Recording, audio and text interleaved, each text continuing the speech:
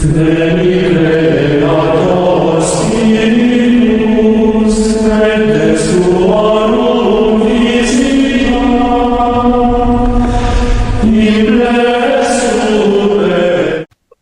Maria dan Sang.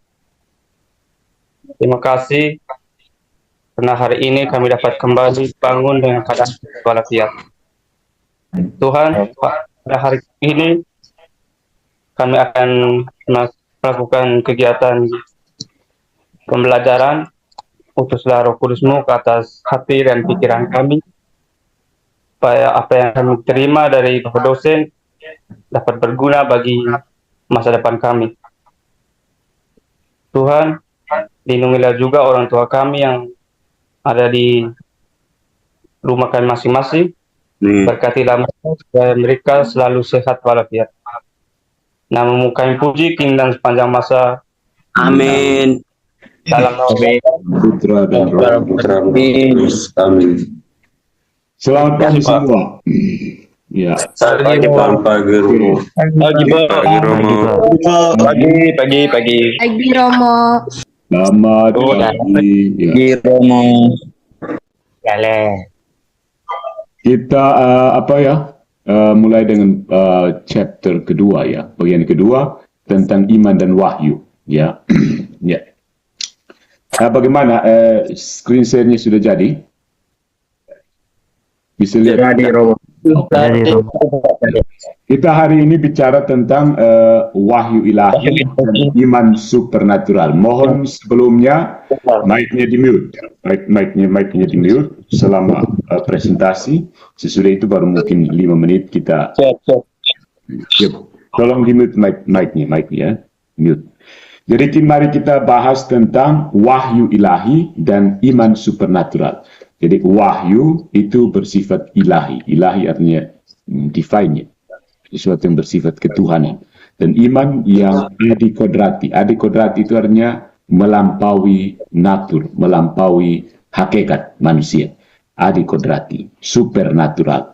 Supernatural ya itu bahasa Inggris sebenarnya. Biasanya diserap begitu saja, tapi juga kadang-kadang diterjemahkan dengan adikodrati. Wahyu ilahi dan iman supernatural. Jadi sebenarnya ada dua hal isi dari agama, itu adalah iman dan wahyu, atau lebih tepatnya wahyu dulu baru iman. Itu terdapat dalam 3 agama besar yang menyebut diri sebagai agama samawi, yaitu Yahudi, Kristen, dan Islam. Dan sering disebut sebagai agama Abrahamik, karena ketiga-tiganya berdasarkan pada iman dari Abraham berdasarkan pada Allah itu. Namun semakin ke sini masing-masing punya pemahaman tersendiri tentang siapa itu Tuhan yang mewahyukan diri. Yahudi dengan prinsipnya, Kristen dengan prinsipnya, dan Islam dengan prinsipnya. Ya. Dan selain itu, selain ketiga agama samawi ini, saya yakin di kelas kita juga ada ya. Agama-agama lain seperti Buddha, Hindu, dan Konghucu yang terdapat di Indonesia. Mereka itu menyebut diri sebagai agama naturalis, agama yang berdasarkan kemampuan manusia untuk berhubungan dengan yang ilahi, bukan satu Allah yang pribadi mewahyukan diri kepada mereka. Tapi kita tidak membahas perbedaan itu, dan ini adalah mata kuliah pendidikan agama Katolik, jadi tentu saja bias pandangnya adalah Katolik. Kristen pasti sedikit sama, Islam lebih sedikit lagi samanya, tapi saya harap yang misalnya Muslim, kita titik temu dengan Kristen pasti sangat banyak sekali karena kita sama-sama Kristen. Dengan Muslim ada beberapa titik temu karena kita sama-sama adalah agama samawi, dan karena itu mungkin penjelasan ini memang lebih banyak titik fokusnya ke gereja Katolik atau agama Katolik. Tapi toh masing-masing bisa diambil intinya untuk iman yang kalian, iman pribadi kalian, dari teman-teman yang Kristen, dari teman-teman yang Muslim. Ya, oke. Jadi mari kita mengenal iman dan wahyu, mengenal Tuhan melalui kitab suci. Jadi 3 agama besar yang saya sebutkan tadi ini sama-sama punya kitab suci. Kristen dengan Katolik itu Alkitab, Muslim dengan Al-Quran. Jadi kita tahu di situ terdapat firman Tuhan yang menjadi penuntun, yaitu bahasa rohaninya pelita untuk langkah kita. Nah, pertanyaan yang mungkin perlu kita jawab itu adalah sebenarnya apa perbedaan antara wahyu alami dan wahyu ilahi. Jadi ada natural revelation dan divine revelation. Ya. Wahyu yang alami itu adalah bagaimana Tuhan membuat dirinya dikenal oleh manusia melalui penciptaan. Ya, misalkan seseorang jalan-jalan ke pantai lalu menikmati keindahan alam di pantai atau sunset atau bunga-bunga yang indah, seorang gadis yang cantik, anak kecil yang lucu-lucunya, ini sebenarnya ya wahyu natural ya, penyingkapan Allah secara natural melalui apa-apa yang ditemui manusia ya. Situasi kebahagiaan, situasi penderitaan, itu maksudnya natural, secara alami kita seperti seolah-olah bertemu dengan Tuhan dalam hal tersebut. Tetapi ada satu yang secara khusus adalah wahyu ilahi. Itu adalah bagaimana Tuhan mengungkapkan dirinya kepada orang-orang secara langsung melalui pribadi-pribadi terpilih. Nah, ini jelas. Di Islam ada Nabi Muhammad. Di Yahudi dan Kristen itu ada para nabi dan kemudian berpuncak pada Tuhan kita Yesus Kristus. Ya, Islam juga para nabi dan terutama nabi yang terbesar adalah Nabi Muhammad. Demikian juga Kristen, para nabi, para bapa, para rasul, tapi juga yang berpuncak pada Tuhan kita Yesus Kristus. Nah, apa sebenarnya makna literal dari literal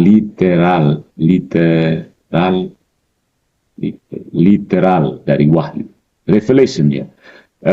Bahasa Latinnya revelatio. Kita tahu itu artinya kembali. Velatio, velum. Dari kata velum itu artinya selubung. Ya. Jadi revelatio itu artinya membuka selubung. Jadi Tuhan itu sebenarnya membuka selubung siapa dirinya. Mengungkap atau menyingkapkan sesuatu yang tersembunyi. Mengungkap, menyingkapkan sesuatu yang tersembunyi. Itu sebenarnya makna dasar dari kata wahyu. Ya, Tuhan itu sebenarnya menyingkapkan, mengungkapkan dia yang sebenarnya tersembunyi. Nah, dalam istilah teologis, wahyu itu berarti manifestasi, perwujudan kebenaran Allah kepada umatnya. Perwujudan kebenaran tentang Tuhan kepada umatnya. Jadi Tuhan itu yang memberitahu, misalnya kalau dalam Kristen, dia sendiri yang memberitahu bahwa saya ini satu Allah, tiga pribadi. Atau di dalam Muslim misalnya, akulah Allahmu, ya, satu-satunya Allah. Gitu. Nah, kebenaran seperti apa yang telah ungkapkan, Tuhan telah mengungkapkan kebenaran tentang dirinya dan ciptaan, khususnya dari mana datangnya manusia dan kemana manusia pergi. Dan apa itu sebenarnya dunia. Apa sebenarnya. Jadi kalau orang Kristen bisa tahu dari Kejadian sampai Wahyu, yang Muslim bisa tahu dari seluruh isi Al-Quran. Itu sebenarnya asal-usul, yaitu where are we come from, kita datang dari mana, to where we go, kemana kita akan pergi. Asal, tujuan. Lalu dari asal ke tujuan ini kita buat apa di dunia. Nah, itu kebenaran-kebenaran itulah yang disingkapkan Tuhan kepada kita sebagai manusia. Itu tentang wahyu. Yang berikut, apa kejelasan kebenaran yang diwahyukan kepada intelek manusia, kecerdasan? Kejelasannya itu, klaritasnya, the clearness, kejelasan itu bisa diakses oleh pikiran manusia sendiri. Jadi orang bisa belajar teologi, kita misalnya bisa belajar agama, mempelajari agama kita untuk paham, tetapi ada beberapa hal yang tertinggal sebagai misteri karena dia melampaui kecerdasan manusia. Melampaui kecerdasan manusia. Jadi keagungan Tuhan itu tidak sepenuhnya ditangkap oleh intelek manusia, kecerdasan manusia. Jadi ada sebagian yang bisa dipahami, ada sebagian yang tetap merupakan misteri. Deus absconditus, Allah yang tersembunyi. Dia memang sudah menyingkapkan diri, tapi tetap tertinggal sebagai satu misteri yang besar. Nah, bagi orang Kristen secara khusus, kita mengatakan bahwa Kristus adalah orang yang mengungkapkan dan diungkapkan. Orang yang mewahyukan diri, pribadi yang mewahyukan diri, dan yang diwahyukan. Karena Kristus inilah yang membuat wahyu Allah mewujud sebagai manusia, lalu dia mengajar tentang bagaimana kehendak Tuhan itu, dan ajaran yang diungkapkan itu adalah Kristus sendiri. Jadi Kristus itu kalau dalam prinsip orang Kristen dia adalah gambaran tentang Tuhan sendiri. Sementara bagi teman-teman kita yang Muslim, yang mereka mengenal Nabi Isa, salah satu Nabi besar yang mereka hormati, Nabi mulia. Nah, Kemudian ada dalam tradisi Kristen, firman Tuhan bukan saja kitab suci, tapi terutama adalah Yesus Kristus sendiri. Jadi Yesus Kristus dan Sabda dalam kitab suci. Nah, ada prinsip dalam gereja Katolik dan juga orang-orang Kristen, ignorantia scriptura est ignorantia Christum. Ya. Ketidaktahuan akan kitab suci adalah ketidaktahuan tentang Kristus. Saya pikir prinsip yang sama juga untuk teman-teman kita yang Muslim. Tidak tahu Al-Quran, berarti tidak tahu siapa Tuhan. Ya. Harus tahu ketidaktahuan terhadap kitab suci, ya sama saja tidak tahu tentang Tuhan. Ya. Karena memang wahyu penyingkapan diri Allah itu kepada manusia itu dicatat, direkam, didokumentasikan dalam catatan berupa kitab-kitab suci. Ya. Ada dua jenis kebenaran yang diungkapkan. Ya, kebenaran. Seperti tadi, wahyu alami dan wahyu ilahi. Juga kebenaran itu ada kebenaran alami yang bisa diakses oleh akal budi yang secara natural. Bisa didekati melalui akal budi secara natural. Tetapi ada juga kebenaran adikodrati atau yang disebut misteri. Ini yang berada di luar jangkauan akal manusia. Di sini sebenarnya prinsip iman mulai. Perbedaan orang beriman dengan ateis atau agnostik itu adalah bahwa mereka menolak sesuatu yang berada di luar jangkauan akal manusia. Ya. Beda orang teis dan orang ateis ada di situ. Orang teis menerima sesuatu yang berada di luar jangkauan akal budi, sementara orang-orang ateis atau agnostik menolak. Ya, kalau tidak bisa dijangkau oleh akal budi berarti tidak. Ya, seperti itu. Ya, mereka menetapkan prinsipnya sendiri, lalu menolak sesuatu yang empiris. Ya, karena bagi mereka evidensi itu harus bersifat empiris, bisa diverifikasi. Ya. Masalahnya adalah mereka hanya mau menggunakan, misalnya kalau orang ateis modern, mereka hanya mau menggunakan teleskop dan mikroskop. Tentu saja kita tidak bisa pasang Tuhan ke dalam teleskop dan mikroskop. Yesus Kristus sebagai putra Allah, misalnya untuk orang Kristen, tidak bisa dipasang di bawah mikroskop atau dilihat melalui teleskop. So, sesuatu yang melampaui akal budi alamiah, penampakan empiris ini maksudnya yang berdasarkan pengalaman, itu ditolak oleh orang agnostik dan orang ateis. Sementara orang ateis melakukan apa yang disebut sebagai loncatan iman. Loncatan iman. Jadi yang membedakan orang ateis dan ateis itu adalah bahwa orang ateis itu ketika mendapatkan jurang yang dalam, dia berani untuk melompat. Orang ateis balik kanan pulang. Kembali saja ke akal budi. Nah, apa saja contoh kebenaran natural atau supranatural atau misteri? Ya, bagi orang Kristen itu adalah keberadaan tiga pribadi ilahi dalam satu Allah. Ya, itu salah satu. Atau penyatuan kodrat ilahi dan manusiawi dalam pribadi ilahi Yesus Kristus. Ya, duinatur Kristus, sepenuhnya manusia, sepenuhnya. Dan secara khusus untuk orang Katolik, yang Katolik itu kehadiran sejati Kristus dalam Ekaristi Kudus. Ya. Teman-teman kita yang Kristen menafsir kitab suci secara berbeda dan mereka memahami perjamuan kudus secara berbeda. Teman-teman kita yang Muslim menyatakan kehadiran Tuhan itu secara lain berdasarkan teologi mereka. Jadi itu sebenarnya kebenaran yang supernatural, sulit dipahami oleh akal natural, akal biasa, akal budi biasa, karena memang isinya melampaui jangkauan akal budi. Dia lebih besar dari akal budi, bukan bertabrakan, ya, bertentangan, tapi dia sekedar melampaui, beyond. Yang namanya beyond bukan berarti bertabrakan, ya. Saya lebih besar dari kamu bukan berarti saya menabrak kamu. Berarti saya tidak sama dengan kamu. Nah, ada juga artinya wahyu itu diterima secara perantaraan. Jadi kepada kita masing-masing Tuhan tidak langsung datang dan beritahu kita apa-apa tentang Roh Kudus, tentang apa ini dan seterusnya. Tapi kita punya pengantar. Itu jelas. Paling nyata perantara kita masing-masing sampai sekarang ini, perantara pertama kita adalah orang tua kita. Jadi kita sebenarnya beriman itu pertama-tama karena mewarisi iman dari orang tua kita. Itu siapapun, ya. Siapapun kita beriman pertama-tama itu warisan dari orang tua kita. Jadi perantara pertama wahyu kepada kita sebenarnya orang tua kita. Tapi secara umum, secara luas sebagai satu komunitas besar, komunitas agama, ya, Tuhan itu mengungkapkan kepada seseorang secara langsung, misalnya kalau dalam tradisi Kristen atau juga Islam juga, kepada Abraham, Musa, para nabi, itu wahyu secara pribadi. Kemudian orang-orang inilah yang menyampaikannya kepada umum. Jadi Musa itu kemudian memanggil orang Israel dan berkata, aku telah bertemu Tuhan dan bla-bla-bla. Sebagaimana cerita yang kita kenal dari Alkitab. Begitupun para nabi lainnya mendapatkan wahyu, lalu mereka bertugas diutus untuk pergi kepada bangsa Israel untuk mengatakan Tuhan begini-begini, nubuat-nubuat seperti Yesaya, Yeremia dan seterusnya. Jadi kebanyakan orang itu seperti kita menerima wahyu ilahi secara perantara, melalui medium. Kita tidak dapat langsung dari Tuhan. Karena itu memang butuh iman ya. Karena kita tidak dapat langsung, kita tidak bisa buktikan langsung. Buktikan mana kata-kata itu. Paling-paling kita hanya bisa berpaling kepada kitab suci yang merekam bagaimana pewahyuan langsung dari Tuhan kepada pribadi tertentu. Nah, dalam tradisi kita, gereja Kristen, Katolik, dan juga beberapa kesamaan dengan Islam, ada Abraham, ada Musa, ada para nabi, dan untuk orang Kristen secara definitif ada dalam Tuhan kita Yesus Kristus.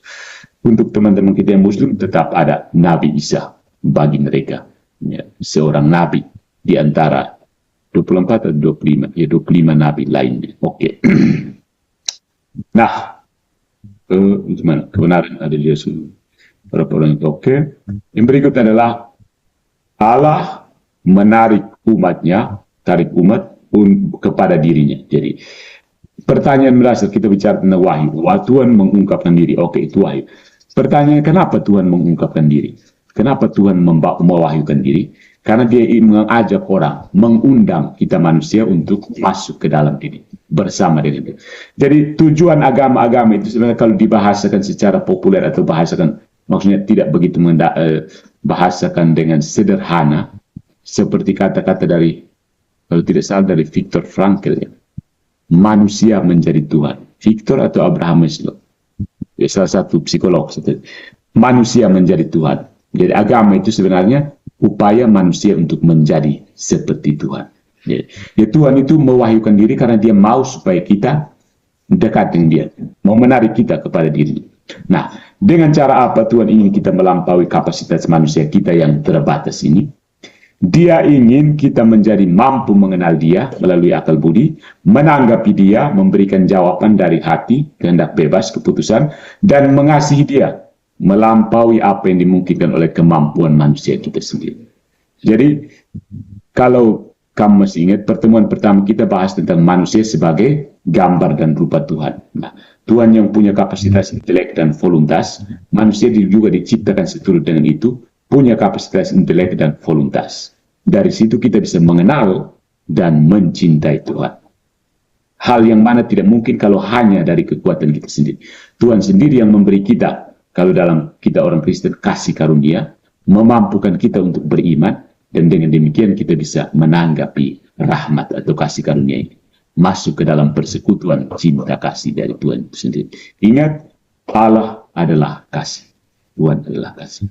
Nah, secara khusus dari Gereja Katolik ada dokumen Dei Verbum dari Konsili Vatikan II yang memuat pernyataan tentang hubungan antara perkataan dan perbuatan dalam apa yang dinamakan ekonomi dari wahyu. Ekonomi dari wahyu itu maksudnya begini, wahyu Tuhan itu tidak sekedar berkata-kata saja, tapi dia turun dan berbuat sesuatu untuk manusia. Ya.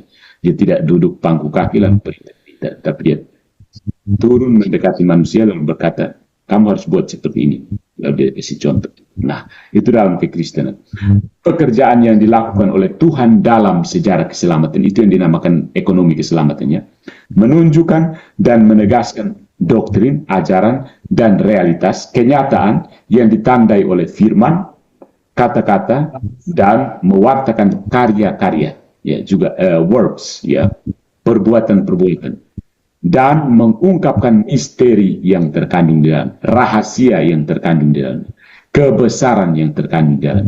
Perbuatan-perbuatan Tuhan itu yang nampak dalam sejarah manusia itu mengungkapkan apa ajarannya, dan apa perbuatannya yang bisa menjadi contoh bagi kita untuk kalau seperti itu kita akan menjadi seperti Tuhan tadi, menjadi seperti Tuhan.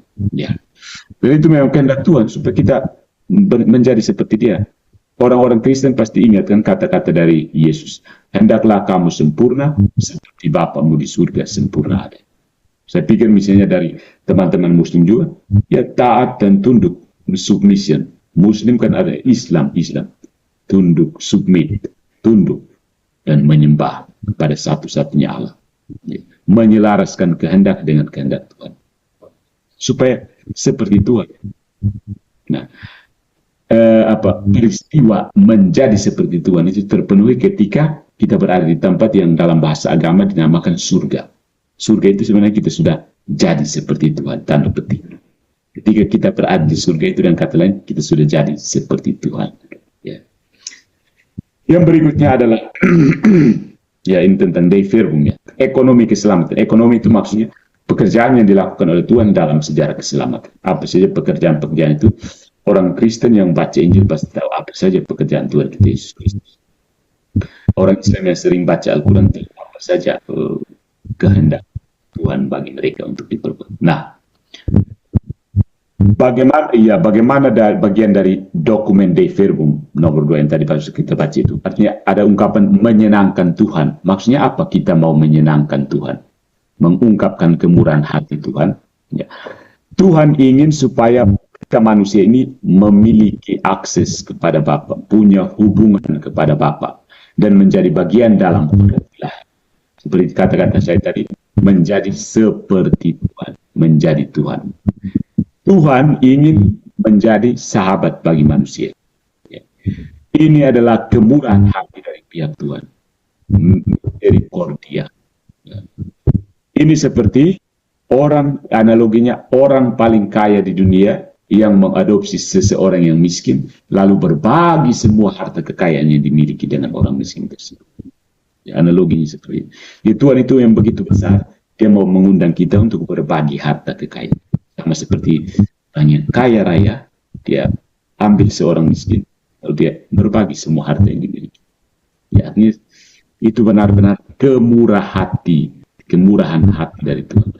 Belas kasih, misericordia. Tuhan itu cinta kasih, Tuhan itu belas kasih, kemaharahiman Tuhan. Ya. Nah, secara khusus ya dalam gereja Katolik, dalam kekristenan itu contoh tentang kata-kata dan perbuatan itu ada dalam misalnya cerita tentang pembangkitan Lazarus. Ya, cerita pasti diketahui oleh orang Kristen ya.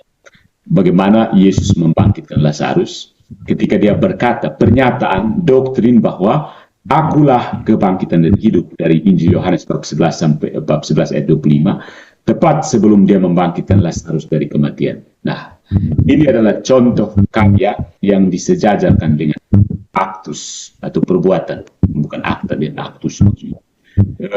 Perbuatan. Jadi kata-kata dan perbuatan, words and deeds. Jadi ketika Yesus berkata kepada Marta, saudara perempuan Lazarus yang telah meninggal, kata-kata akulah kebangkitan dan hidup, dia tidak sekedar ngomong doang. Ya.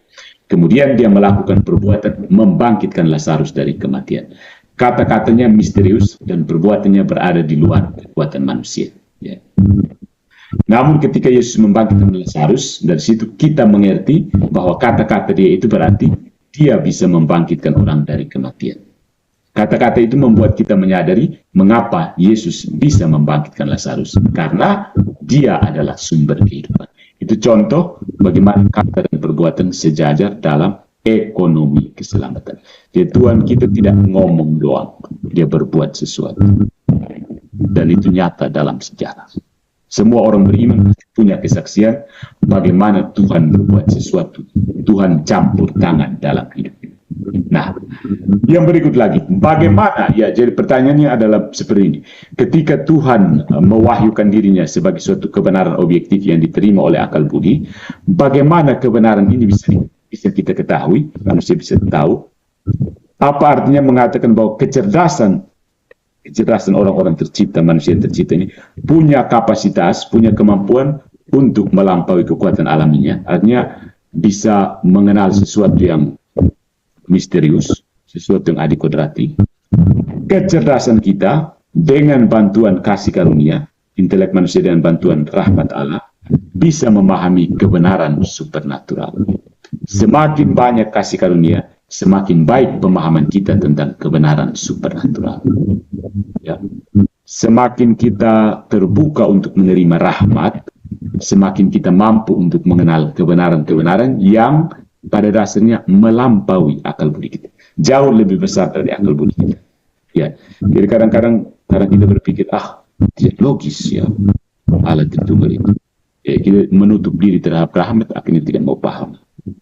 Atau ya tidak logis ya Tuhan itu begini-begini. Banyak hal seputar Tuhan yang kita katakan tidak logis, tidak masuk akal. Padahal bukan tidak masuk akal. Kita hanya kurang membuka diri untuk menerima kenapa hal-hal itu jauh melampaui akal budi kita yang terbatas. Jadi bagaimanapun juga manusia terbatas, sementara Tuhan itu tidak terbatas. Nah, subjek normal dari dorongan alami dan kapasitas kecerdasan kita adalah untuk memahami esensi, memahami hakikat terdalam dari hal-hal fisik atau material di dunia ini. Jadi, kita manusia bukan saja berpikir secara yang fisikal saja, empiris saja, tapi juga sebagai manusia kita rindu untuk mengetahui hal-hal terdalam. Ya, dulu kalau kita masih anak kecil ya sudah kita tahu ini kenapa begini, ini kenapa begini. Nah, pertanyaan-pertanyaan terus meningkat sebenarnya ketika kita dewasa. Kenapa harus mati?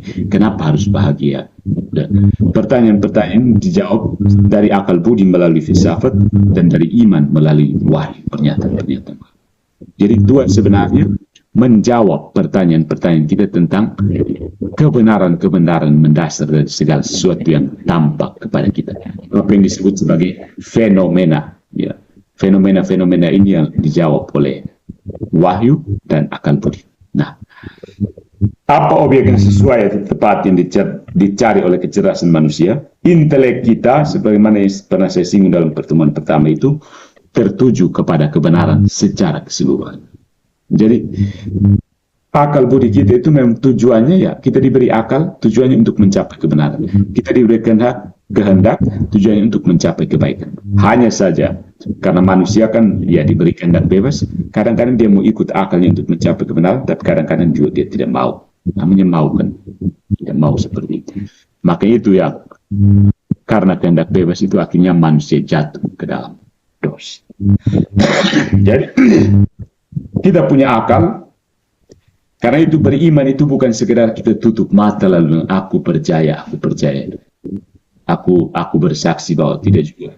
Orang harus punya kemampuan dasar akal budi untuk paham dulu, baru dia mengucapkan syahadat atau mengucapkan aku percaya dan dibaptis di dalam Kristen atau di Muslim ya. Ketika dia sudah sadar tentang ajaran Islam, baru dia memberikan diri untuk syahadat. Dia bukan sekedar tutup mata dia bilang saya mau Islam saja, saya mau Kristen saja. Ada pelajaran tentang. Maka ketika menerima seseorang yang convert misalnya dari Kristen ke Islam, mu'alaf dari Islam ke Kristen, murtadi, dia orang tidak langsung begitu saja. Dia dididik sedikit supaya akalnya membiasakan diri dengan pola pikir. Kalau misalnya semula dia pola pikir dari agama lain, masuk ke sini harus sedikit apa istilahnya pergeseran paradigma. Ya, geser sedikit paradigma. Ya, akalnya harus menyesuaikan dengan misteri khusus dalam agama masing-masing. Jadi akal budi kita selalu tertuju untuk kebenaran. Nah, sebenarnya cukup sampai di sini tentang wahyu dan akal, tapi begini ada bukan yang ini ya. Oke, kita lanjut. Ya, nah persoalannya ketika akal kita mencoba untuk mengenal kebenaran itu, ya Tuhan ini sendiri yang mengangkat akal kita. Karena rahmatnya itu grace menyempurnakan kodrat. Rahmat menyempurnakan kodrat. Jadi akal budi kita yang terbatas dipenuhi dengan rahmat, maka dia mampu untuk mengenal hal-hal yang tidak biasa kita lihat. Kita hanya bisa kenal apa yang nampak pada indera kita kan, apa yang nampak pada panca indera itu yang kita kenal. Tapi dengan rahmat Tuhan kita sanggup untuk mengenal hal-hal yang melampaui panca indera kita. Ya. Dan bagaimana wahyu ini ditransmisikan bisa sampai kepada kita? untuk kita yang Kristen yaitu melalui gereja atau jemaat atau kitab suci. Gereja dan kitab suci memberikan kepada kita transmisi wahyu. Nah, untuk menjaga agar pesan wahyu tidak membingungkan atau korup, itu di gereja Katolik itu ada. Ya, orang Kristen itu, Kristus sendiri menjamin bantuan Roh Kudus untuk memastikan transmisi wahyu ilahi yang setia. Roh Kudus membimbing gereja dan otoritas pengajarannya atau magisterium dalam menerapkan ajaran-ajaran Kristus dan menerapkan ajaran-ajaran itu pada situasi modern. Jadi di Islam ada ulama-ulama, di Kristen ada magisterium berupa pengurus-pengurus sinode, di gereja Katolik ada magisterium berupa para uskup dan kepalanya paus. Ya. Itu para penjaga wahyu ilahi supaya ditransmisikan secara benar dan tidak korup tentang wahyu. Nah, itu saja tentang wahyu ilahi untuk hari ini. Nanti ada tugas, tapi ya 50. Ya, oke. Itu demikian penyampaian. Nanti saya kirimkan tugasnya di sini. Itu dalam bentuk Google Form sekaligus sebagai ini dengar kuliah sambil mabuk ini, awas. Nanti saya kirim Google Formnya sekaligus sebagai absensi ya. Ada sekitar 105 orang. Oke, silakan isi Google Form. Dan ya rekaman ini bisa kamu lihat kembali di YouTube. Ya, oke. Terima kasih atas perhatian. Saya tutup stop share. Dan silahkan kalau ada pertanyaan, kita punya waktu 10 menit. Yang mau bertanya silahkan angkat tangan, raise hand. Terima kasih Pak. Belum weh.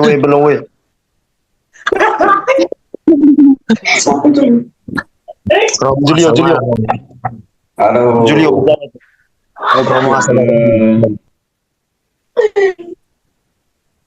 Romo asal. Ya silakan. Romo. Carol Alfonso silakan. Baik Romo, terima kasih atas penjelasannya. Seperti yang Romo jelaskan tadi, bahwa Allah mengungkapkan dirinya dalam pewahyuan yaitu Yesus Kristus. Yang saya tanyakan yaitu, kenapa wahyu atau Yesus Kristus itu datang ke dunia? Itu yang tidak berarti Romo. Kenapa? Saya ulang, kenapa tidak jelas? Kenapa wahyu atau Yesus Kristus ke dunia? Suara tenggelam, bisa pakar. Suara tenggelam, mungkin ketik saya di chat kah? Bisa ketik di chat kah? Carol. Teman-teman yang lain bisa kasih mati mic supaya dia bisa suara bisa jelas. Kalau juga tadi, kau juga bisa ngomong.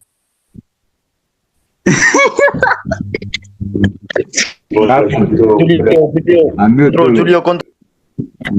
Diam dulu. Carol. Kenapa wahyu atau tua? Oh ya, oke. Terima kasih. Jadi teman-teman, pertanyaan dari Carol Alfonsus adalah Carol Alfonsus Mbura, mengapa wahyu atau Yesus Kristus itu datang ke dunia? Jadi ada dua. Kita pilah dulu pertanyaannya ya. Jadi sebenarnya pertanyaan kenapa ada wahyu? Ya, kenapa Tuhan harus mewahyukan diri sampai Yesus Kristus harus datang ke dunia? Dalam pemahaman, dalam perspektif Kristen ya, dalam perspektif kita orang Kristen, Tuhan dia tidak wajib menciptakan bumi dan segala isinya. Tidak wajib sih. Ya, Tuhan dia duduk tenang-tenang, dia tidak perlu urus manusia. Tidak ada kewajiban. Tapi karena pada dasarnya Allah itu adalah kasih. Nah, kasih itu namanya selalu ada relasi antar pribadi, komunikasi. Jadi Tuhan yang dalam dirinya adalah kasih itu, dia mau mengundang pribadi-pribadi lain untuk masuk ke dalam persekutuan cinta kasih itu. Karena itu dia mulai dengan menciptakan bumi dan segala isinya, lalu menciptakan manusia sebagai pribadi supaya orang-orang ini turut merasakan kasih itu.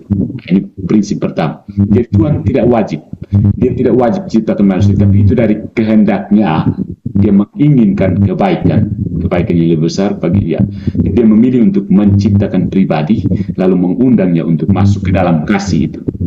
Nah, dia mulai dengan, kalau kita lihat kalau kita akrab dengan Alkitab, dia mulai dengan menciptakan bumi dan segala isinya, lalu menciptakan manusia pertama, Adam dan Hawa. Mereka dibiarkan, kamu berbahagia di Taman Eden. Tapi karena memang Tuhan mencintai manusia, dia tidak pasang manusia sebagai robot yang di-setel begitu saja, tidak mungkin. Dan itu kalau kamu terlalu setel orang, ingat, kalau misalnya kamu terlalu setel, kamu punya pacar misalnya, itu kamu tidak mencintai dia, tapi kamu gunakan dia. Berikanlah kebebasan. Asik. Ya. Bebasnya dia. Tinggal dia harus dengan bebas menjawab cinta kamu begitu. Jangan paksa dia untuk menjawab. Jadi selalu yang namanya cinta kasih itu selalu harus undangannya secara bebas. Jadi dia juga dengan bebas menanggap itu. Nah, karena manusia dan kehendak bebasnya menolak undangan Tuhan, maka mulailah wahyu terjadi sepanjang sejarah. Para nabi diutus datang untuk menyadarkan, ayo kita pulang kembali, ini yang bagus, kita kembali ke Tuhan. Berulang kali tapi manusia terima tolak. Kita ingat bangsa Israel kan, Israel itu kan keras hati, pokoknya kadang-kadang kembali pada Tuhan, kadang-kadang lari, kembali Tuhan, lari lagi, dan seterusnya sampai pada saatnya ketika semua sudah dijelaskan, akhirnya Tuhan sendiri, Yesus sendiri yang wahyu itu, firman Tuhan. Sebagai kita orang Kristen, dia adalah firman Tuhan. Dia datang sendiri menjadi manusia supaya kasih teladan. Ya, maksud teladan. Kasih teladan tentang apa itu cinta kasih yang sebenarnya. Ya. Jadi Tuhan mau mengajar kita, memberikan teladan bagaimana mencintai. Karena dia itu sendiri adalah cinta. Dia menunjukkan teladan tentang cinta, bukan saja dengan berkata, tapi dengan menunjukkan perbuatan yang nyata. Yesus Kristus datang menjadi manusia, supaya kasih tunjuk manusia caranya menjadi manusia yang baik itu seperti apa, yang sesuai dengan kehendak Tuhan itu seperti apa. Jadi, kalau misalnya tidak ada wahyu, kita tidak tahu tentang kemauan Tuhan itu apa, kehendak Tuhan itu apa. Ya. Tapi sebenarnya terciptanya manusia itu sendiri adalah wahyu itu sendiri. Maksudnya Tuhan mengungkapkan dirinya dengan cara menciptakan bumi dan segala isinya, termasuk menempatkan manusia sebagai mahkota dari segala ciptaan. Jadi secara umum, kalau pertanyaan kenapa wahyu atau Yesus Kristus datang ke dunia, ya karena dia sudah menciptakan dunia. Jadi mau tidak mau, tanda petik, Tuhan itu bertanggung jawab supaya dunia ini sesuai dengan kehendaknya. Ya kan? Dia tidak bisa karena kasih kebebasan lalu lepas, sudah kamu jalan. Prinsipnya bukan, Tuhan itu tidak seperti pembuat jam ya. Ingat, kalau tukang jam itu dia buat habis jam, dia lepas itu jam jalan sendiri, dia tidak urus itu jam lagi. Ya, kamu tinggal pakai, baterai kurang kamu ambil baterai pasang. Tuhan pembuat jamnya tidak perlu. Itu istilahnya Deus ex machina, artinya Tuhan itu hanya pabrik jam. Dia bikin habis jam sudah jadi, lepas kamu jalan. Tidak. Tuhan itu, kita Kristen dan juga agama-agama Samawi, Kristen, Yahudi dan Islam, itu percaya bahwa ada providensia Dei. Kalau teman-teman kita Muslim itu ada yang namanya takdir. Kristen membahasakannya dengan predestinasi atau providensi Dei, penyelenggaraan ilahi. Tuhan itu berperan sebagai causa prima, lalu segala macam bumi dan segala ciptaan itu saling berkaitan dalam menyebabkan kausalitas. Itu demi kepentingan manusia yang adalah mahkota dari seluruh ciptaan. Kenapa dia di mahkota dari seluruh ciptaan lainnya? Karena dia diciptakan sesuai dengan gambar dan rupa Tuhan sendiri. Ya, begitu. Pertanyaan yang cukup bagus dan butuh refleksi panjang untuk memahaminya. Tepuk tangan. Ya, terima kasih untuk Carol Alphonsus Bor. Kalau belum jelas, nanti bertanya lagi. Oke, terima kasih. Ya. Kata-kata motivasi hari ini dulu, Romo. Motivasi apa? Jangan terlalu motivasi diri sendiri. Jangan tunggu motivasi orang lain. Gitu. Kalau begitu minta pendapat boleh tidak, Romo? Ya. Ini Romo sedikit, Oke. Oleh contoh. Saya mau minta pendapat, Romo. Ya, bagaimana? Misalkan kita mencintai tapi Tuhannya beda, tuh bagaimana, Romo? Mencintai Lu hancur. Kenapa hancur, mencintai tapi Tuhan apa? Beda Romo dia bilang.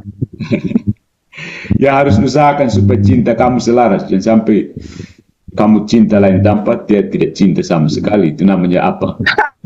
cinta Kalau bertepuk pertanyaan tuh yang logis dikit tuh yang sesuai dengan kita ini.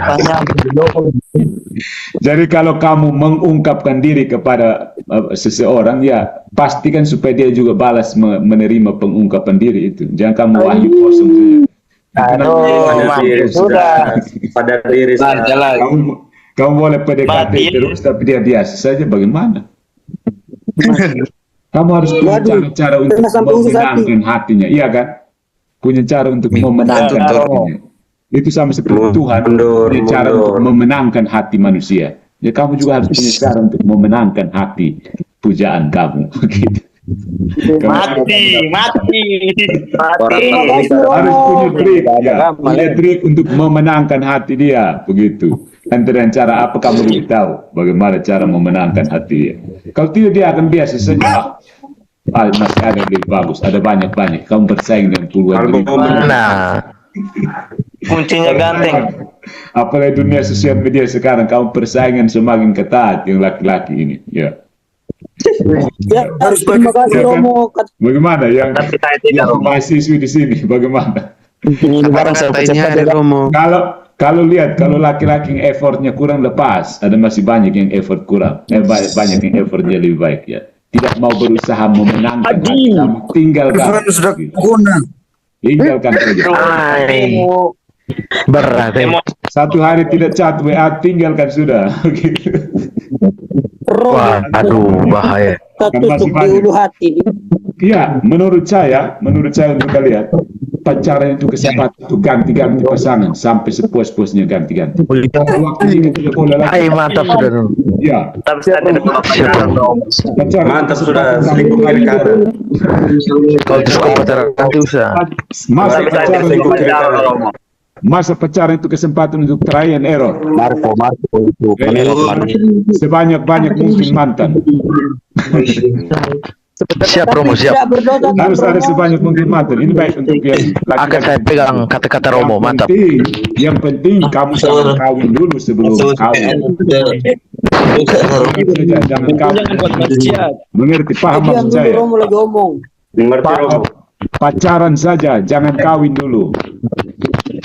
Pacaran bisa gonta-ganti pasangan, tapi kalau sudah kawin tidak boleh lagi. Paham? Ya.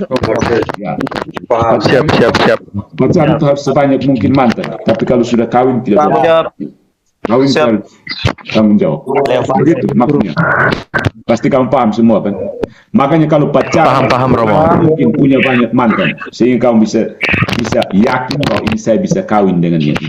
Kawin dalam pengertian yang paling benar, bukan sekedar itu, ya. Kamu harus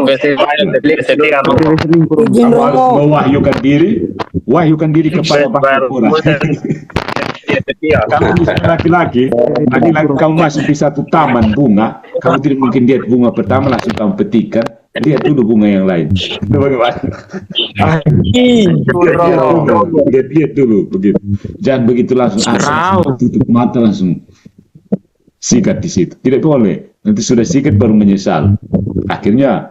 Izin Romo, bertanya. Ya, silakan. Sekarang kan di zaman yang sekarang ini kan banyak, ya kita tahu sendiri banyak yang hamil di luar nikah, itu penyebabnya atau faktornya apa ya? Tinggal pertanyaan. Ya, karena terlalu bebas kan. Ya, dunia pertanyaan yang bagus. Ya, ini kamu mahasiswa semua tahu itu. Perlu, maksudnya pendidikan agama ini menyangkut moral kan. Ya, jadi orang-orang muda sekarang memang cenderung untuk memperhatikan terhadap moral tradisional kan. Kita karena kita banyak sekali dapat arus informasi, kita punya informasi itu berbeda dengan orang tua kita. Kita punya informasi jauh lebih mengalir deras.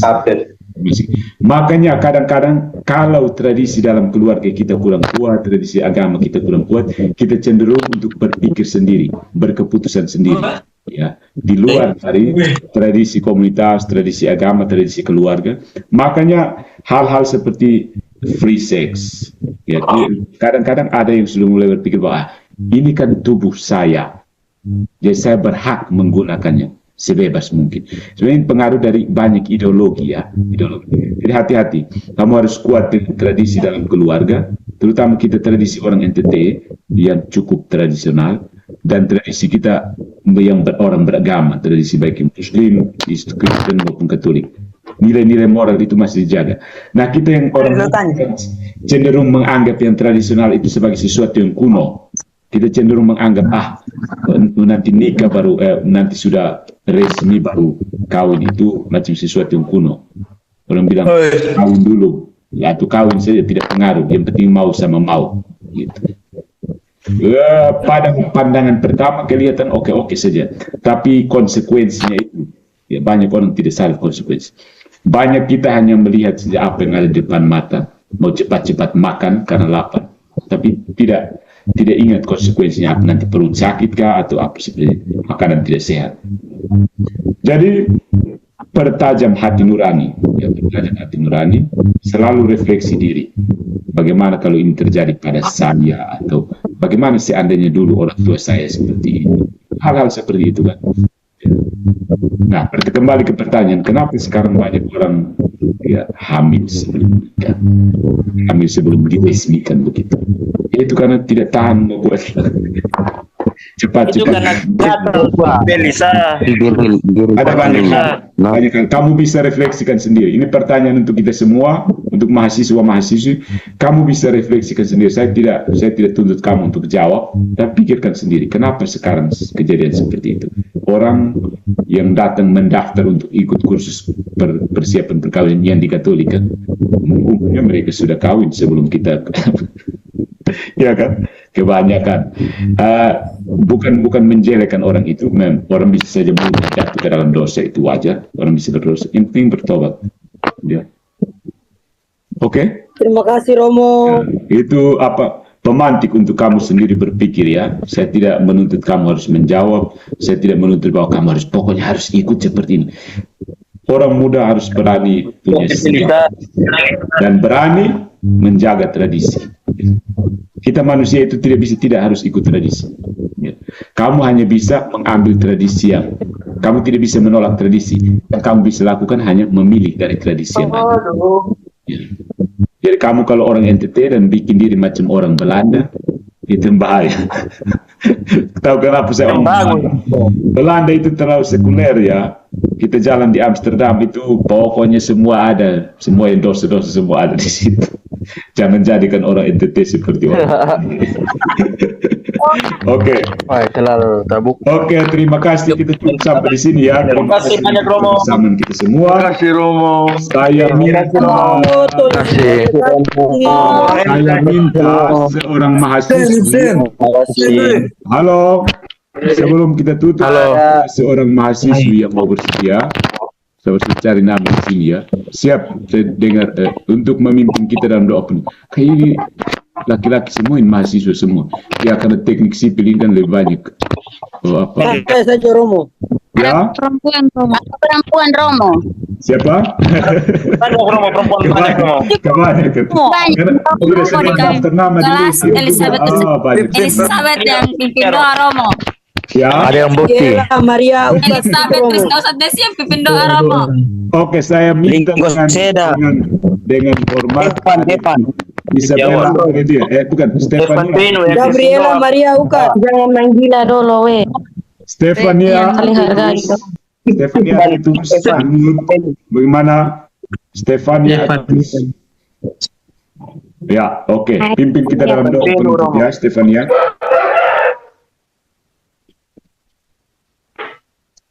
Stefania. Ya Romo. Ya, tolong pimpin kita dalam doa. Doa kau jawab. Oh iya baik. Pimpin kita dalam doa penutup. Cara belum. Hati kasar. Doaku. Ya silakan doa. Mari kita berdoa dalam nama Bapa dan Putra dan Roh Kudus. Amin. Ya Tuhan, terima kasih karena Engkau telah menjaga dan melindungi kami semua dari bangun pagi hingga kami memulai Zoom pada hari ini. Sekarang Ramadan telah berakhir, kiranya kami dapat melakukan kegiatan kami selanjutnya di rumah dengan inilah doa dan sembahyang kami. Kami satu kamu lewat pantaran kami. Amin. Amin.